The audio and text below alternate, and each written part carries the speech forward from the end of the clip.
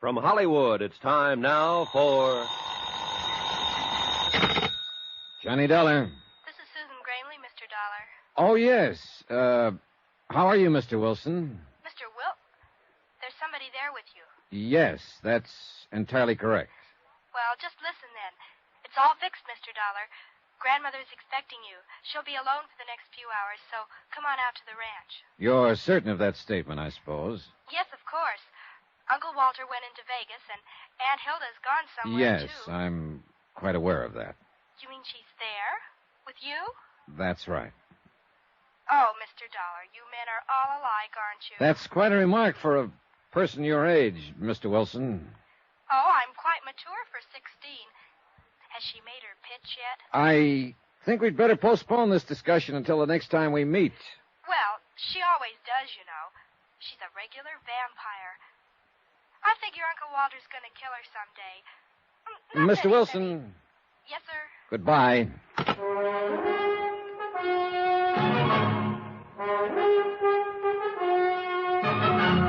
Tonight and every weekday night, Bob Bailey in the transcribed adventures of the man with the action-packed expense account, America's fabulous freelance insurance investigator. Yours truly, Johnny Dollar.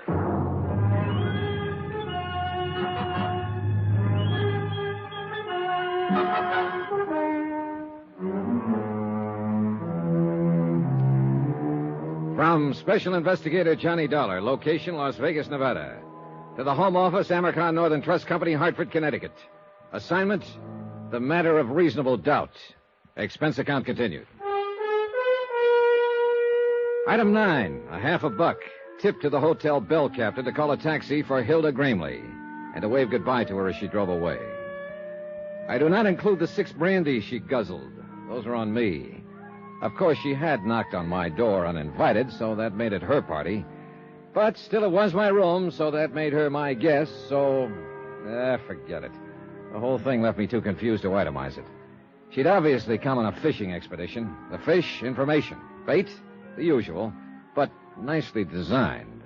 Results, none on either side. What had started out as a trust case had turned into a snipe hunt. I was in over my head, floundering, and I needed some good, buoyant answers. I was hoping Mrs. Gramley herself could supply a few of them. I'm very glad to meet you, Mr. Dollar. Sit down. She wasn't young, and she wasn't beautiful anymore, but she had been once. She still had some of that assurance and authority that beauty always gives a woman. She seemed a little uncertain, a little harried, maybe, but underneath it, just as tough as an old field boot. I think you'd better leave us alone now, Susan. Okay, Gran.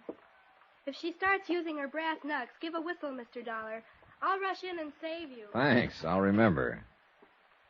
Oh, she's a brash little flipperty-gibbet. And you love the dickens out of her, don't you? Love? Oh. Yes, I do love the dickens out of her, Mr. Dollar. Is that what you came out here to find out? No, I knew that already. Otherwise, you wouldn't have wanted to transfer all your holdings to her. How did you know about that? Just who the devil are you, anyway? Seems to me Susan was pretty vague on that score. She had to be. She doesn't know. Then why did she think I ought to see you? Oh, she decided I looked honest. Claims she's got a knack for that sort of thing. As a matter of fact, she has. And also, she loved her father and mother. What do you mean by that? Mrs. Gramley, I'm here because your friend, Jonas Parks of the Flint Rock Bank, sent for me.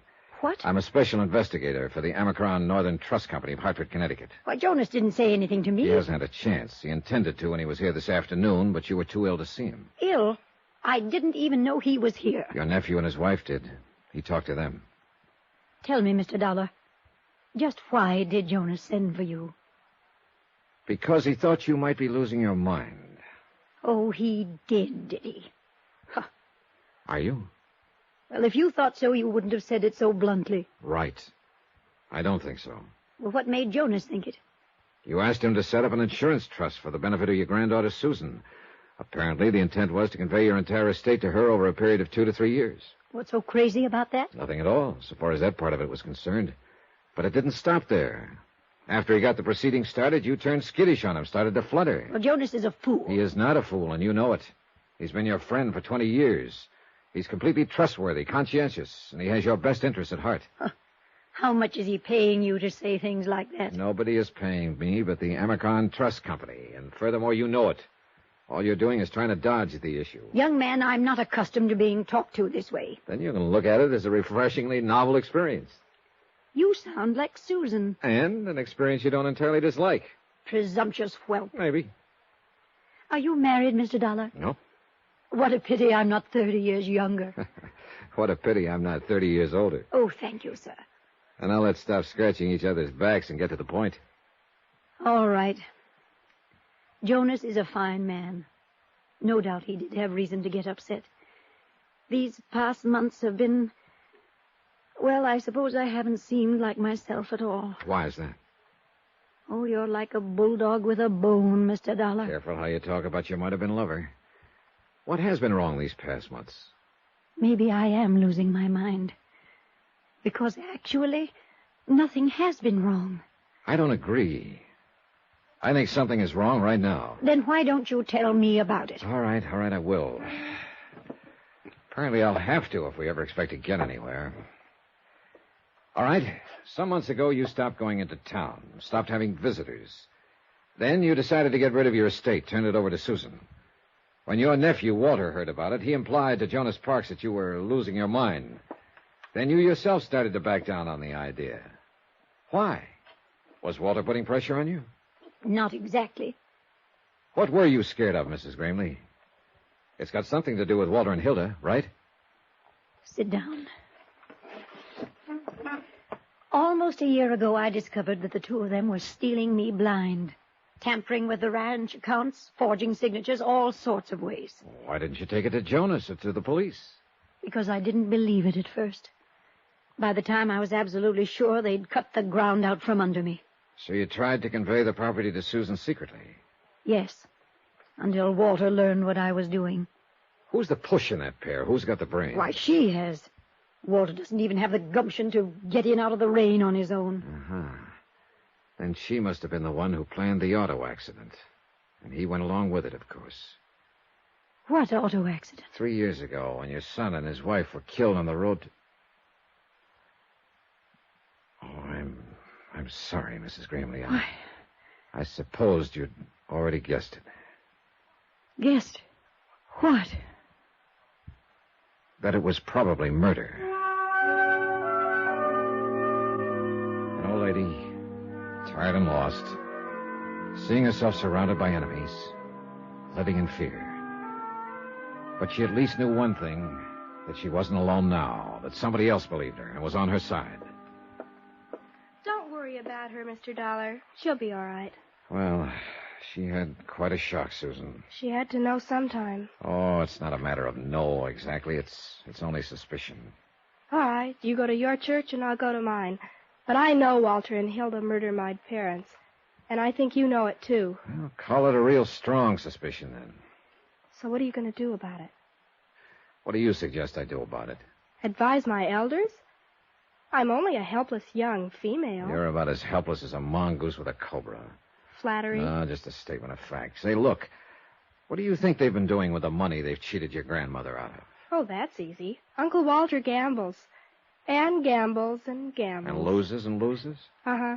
He's not real bright, you know. Where does he do this? Different joints in Vegas? Oh, just one, mostly.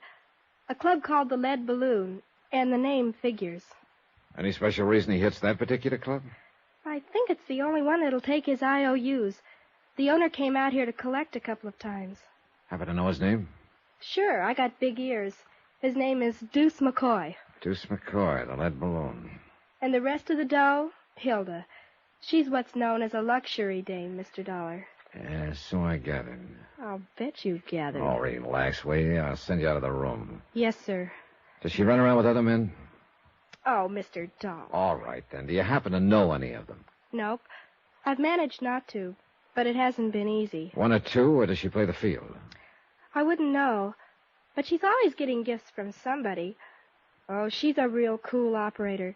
But, of course, you know that, since you've been one of her victims. How would you like to get spanked? I don't know. I've never been. But I can quote you all kinds of psychology about it. Take, for instance... Never mind. Good night.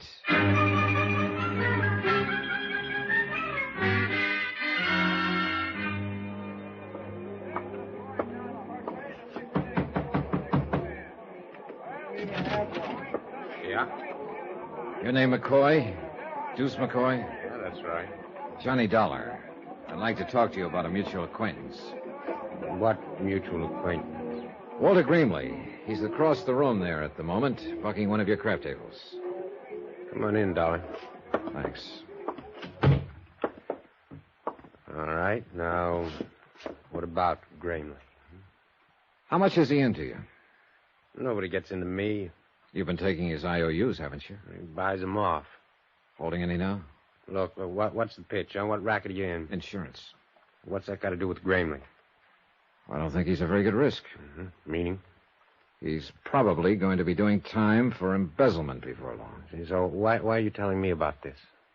Well, I thought you might be interested, since you've been taking his IOUs. Oh, you're big-hearted, is that it? You're just being neighborly? You might put it that way. Yeah, now, I might not. Now, what is your angle? Is Gramley a personal friend of yours? No more than any other sucker out there at the tables. Then you wouldn't know where he gets the money he loses. Well, that I never ask. And I don't suppose you'd know his wife. Oh, he's married, is he? Her name is Hilda. She likes gifts and brandy and money and excitement. Then I hope she manages to find him.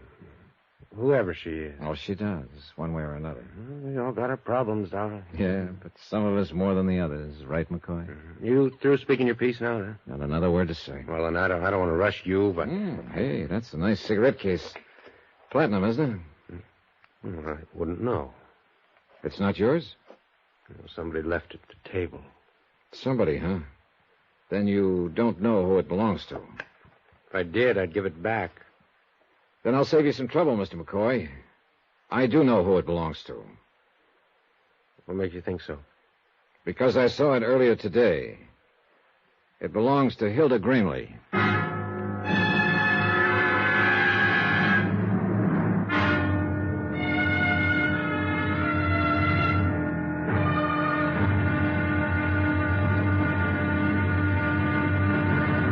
Now, here's our star to tell you about tomorrow's intriguing episode of this week's story. Tomorrow, the pressure hits the top and the whole mess starts to crack.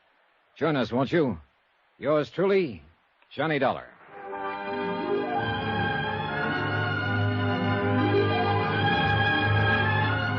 Yours truly, Johnny Dollar, starring Bob Bailey, is transcribed in Hollywood. Written by Les Crutchfield, it is produced and directed by Jack Johnstone.